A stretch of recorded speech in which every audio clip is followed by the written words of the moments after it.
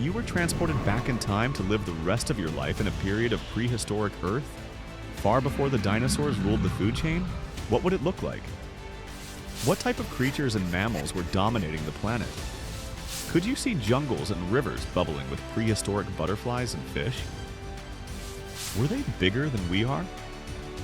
The Permian period, which lasted from approximately 299 million to 251 million years ago, was a time of incredible diversity and evolution in the Earth's history.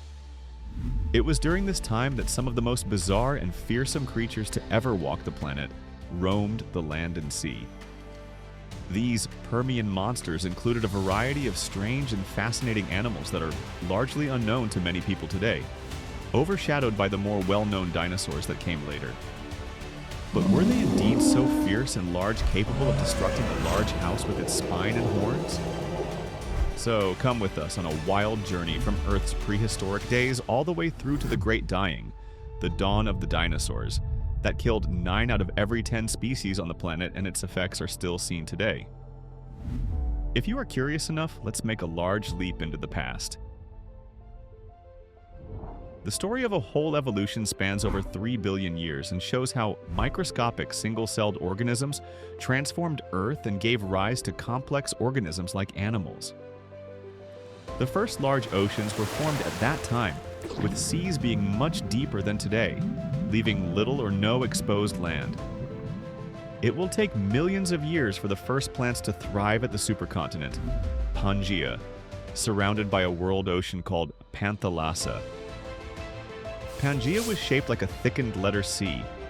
The top curve of the C consisted of land masses that would later become modern Europe and Asia. At the end of the Ice Age, when temperatures were significantly lower than they are today, the Permian period began. The Earth then warmed to a rich environment with various flora and a fast insect and animal life evolution. The Earth continued to get hotter and drier during the following 50 million years. But by the end of the early Permian period, everything was changing. Pangaea was turning into a beautiful planet as the Ice Age came to an end. Animals and plants began to flourish. The planet was a volcanic one. Evolution was made possible by violent eruptions that altered the climate and sculpted the terrain. Plant life had to change when the massive swamp forest started to dry up. Thus, the first gymnosperms, plants that bear seeds, appeared on Earth. These plants spread like wildfire throughout the supercontinent, carrying seeds on their cones. Something familiar was concealed in the early Permian evergreen forest. Cicadas and beetles were penetrating and sucking on the plants, much like they do now. And the cockroaches were the cutest of all. But they weren't the modern-day cockroaches. These prehistoric insects and rodents were gigantic, compared to the size of birds. But why could they become so big? Scientists tend to theorize that prehistoric bugs lived in an atmosphere with a 35% oxygen level, compared to the 21% level today, and leading to their larger size. But the second theory is that the early insects were larger to begin with, which made them less preferable prey. And here comes the funniest thing. If the human went to live in Pangaea, she would be the last one in the food chain, even compared to the large bugs who would easily chase its victim. But despite their size, they never ruled prehistoric land, and that's good news.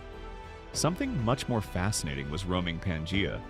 The now extinct ancestor of primitive mammals, the Dimetrodon, a pelycosaur, was the master of the continent. It is believed one of the evolved reptiles was the pelycosaurs from the end of the Carboniferous period, who persisted well into the Permian, dominating the continents for about 40 million years. The iconic Permian monster Dimetrodon was a meat-eating reptile that is often mistaken for a dinosaur. However, he came into existence before the dinosaurs by millions of years. This animal was as fascinating as it was terrifying. This ancient lizard grew to 5 meters long and weighed about 225 kilograms, making it heavier than an adult male mountain gorillas. With its distinctive sail-like structure on its back, Dimetrodon was a formidable predator that likely dominated its environment. It would walk towards you like a crocodile and act like a total menace. Although some Dimetrodon species could grow very large, many juvenile specimens reached 60 centimeters long, 1 time lower than of a middle-height human. Another notable mammal from the Permian period was the Gorgonopsid, a fearsome carnivorous reptile that was at the top of the food chain during this time.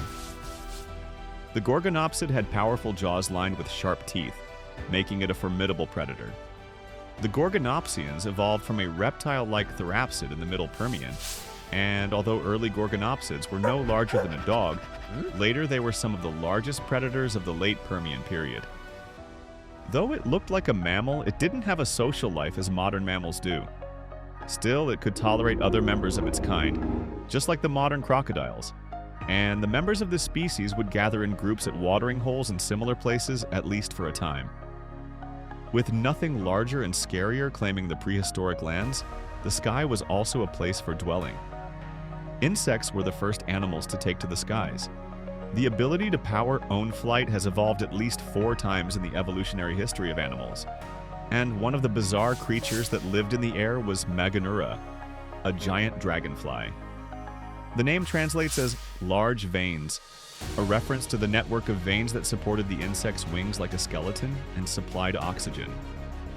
It lived in the prehistoric swamps of Earth. Have you ever seen a modern dragonfly? If so, you know they can be much larger than a typical insect. However, Meganura might have been the size of a large bird, such as an eagle. The wingspan of the massive dragonfly has been estimated to be about 70 centimeters, with a weight of 450 grams, which is lighter than today's beetle. If Meganura sounds like quite a sight, then you would also be amazed by Arthropleura. This was a giant centipede. It likely stretched to lengths of 2.3 meters or more. That's longer than a human body and is roughly equivalent to the width of a school bus or the length of an adult female American alligator. Arthropleura's exoskeleton was made up of about 30 jointed segments. Each had 3 plates covering it, one in the middle and one on each side. It possessed between 32 and 64 legs total, with about 8 pairs of jointed legs for every 6 body segments. And if that's not enough, scientists also think there were spiders the size of cats. In addition to these predators, the Permian period was a home to a wide variety of other strange and fascinating creatures. More than 3.5 meters long, the Adaphosaurus was a vegan reptile that had a sail-like structure on its back, similar to that of Dimetrodon.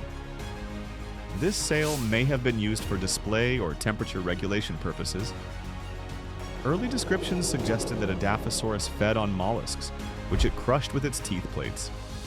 Still, adult Adaphosaurus was practically invulnerable due to their size, and even Dimetrodon preferred to hunt juveniles instead. During the Middle Permian period, Earth kept getting hotter. The average global temperature on Pangaea grew to about 25 degrees Celsius, and volcanoes were spitting greenhouse gases out into the atmosphere. Due to the changing climate, sea levels were shifting, but marine life found ways to thrive. The Permian seas came to be dominated by bony fishes with fan-shaped fins and thick, heavy scales. If you were to take a dip in the prehistoric superocean, you'd be swimming alongside ancient sharks and bony primitive fish. Many more complex marine species came and went as the environment kept changing. One of the most fascinating facts at that period was the evolution of amphibians. During this time, amphibians underwent a period of rapid diversification, leading to the emergence of a variety of strange and interesting species. One such species was the Diplocaulus, a bizarre creature with a long, boomerang-shaped head. This adaptation likely helped it to navigate the murky waters of the rivers and lakes in which it lived. With 1 meter in length, it could weigh from 5 to 7 kilograms. But because it has a very distinctive head, many of the prehistoric creatures that swim in the waters wouldn't want to struggle trying to swallow it. Their heads were too large and their limbs were too small to walk on the land, and thus they could live only at the water bottom. You might have had a friendly run-in with the Lystrosaurus, another reptile in the late Permian epoch. These appeared to be a hybrid of a pig and a lizard, but unlike all the terrifying prehistoric creatures that existed, Lystrosaurus were vegetarians. It had strong front legs for digging spaces and was only 1 meter long. Like elephants, Lystrosaurus tusks grew continuously throughout their lives. It is believed they have been roaming modern-day regions such as India, South Africa, and even Antarctica. 28 degrees Celsius, the temperature continued to rise. It was becoming like an oven on this lush, early planet. All wonderful things had to come to an end, and regrettably, this time was especially cruel. Approximately 90% of all plant and animal life vanished 252 million years ago. The Great Dying was the most catastrophic mass extinction in Earth's history. The origin of this devastating catastrophe is still up for debate among scientists. According to the majority of theories, it was caused by violent volcanic activity.